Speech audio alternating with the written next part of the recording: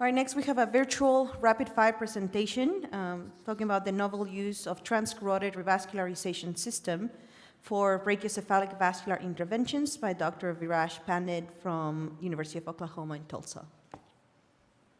Good morning, everyone. I would like to thank the VESS Program Committee for allowing us to present our work here. I, Viraj Pandit, have nothing to disclose. Tandem lesions of the internal carotid artery, along with proximal arch branch vessels, are not uncommon. Multiple studies in the past have demonstrated treating these tandem lesions during the carotid endarterectomy and have found these to be safe and feasible. With the introduction of TCAR and studies demonstrated outcomes with TCAR comparable to that of the CEA, there has been an increasing in the adoption and use of TCAR for treating carotid artery stenosis. However, there's been no study demonstrating treating tandem lesions using TCAR technology. The aim of our study was to do a single institutional experience using TCAR for treating tandem cerebrovascular lesions. These lesions included ICA stenosis along with common carotid artery or innominate artery lesions, and hybrid interventions for ICA stenosis along with carotid subclavian bypass for treating proximal subclavian artery lesions. We performed a 3-year retrospective review at our single institution. Patients with internal carotid stenosis undergoing TCAR were included. Patients undergoing CEA or TCAR performed by surgeons other than that, including in a vascular group, were excluded. Patients were stratified into 2 groups, the TCAR group and the TCAR plus group. The main outcomes were feasibility of the procedure and the incidence of stroke, MI, or death in these groups.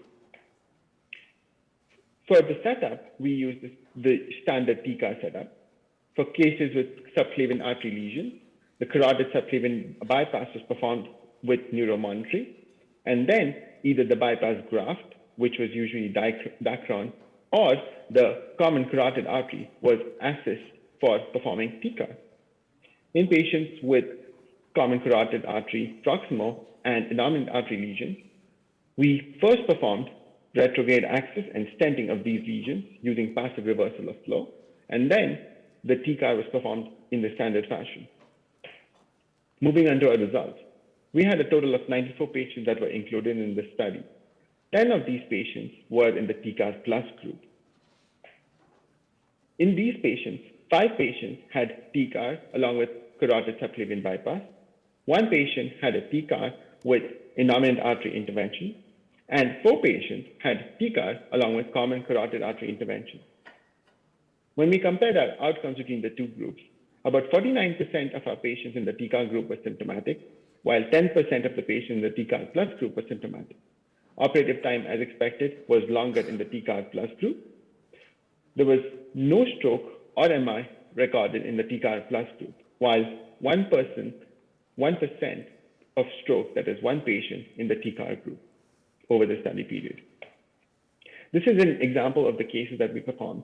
This is the first case which was in a 63-year-old female who had right ICA stenosis along with greater than 70% right subclavian artery stenosis and was complaining of intermittent dizziness and right upper extremity stool symptoms.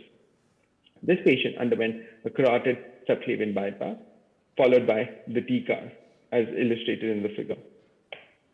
This is another example of a 71-year-old male who previously had a left CEA, and when he presented with us, he had occlusion of the right carotid artery, but had recurrent left ICA stenosis and left proximal common carotid artery stenosis.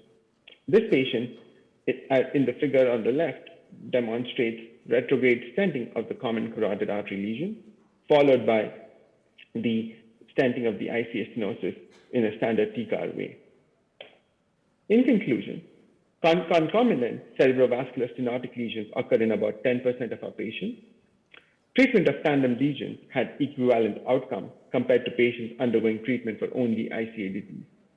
The novel use of TCAR with flow reversal and cerebral protection system was feasible and safe to treat both ICA disease as well as concomitant inflow disease of the common carotid or innominate artery or subclavian artery disease. Thank you again for allowing us to present our work here, and I'm happy to take any questions.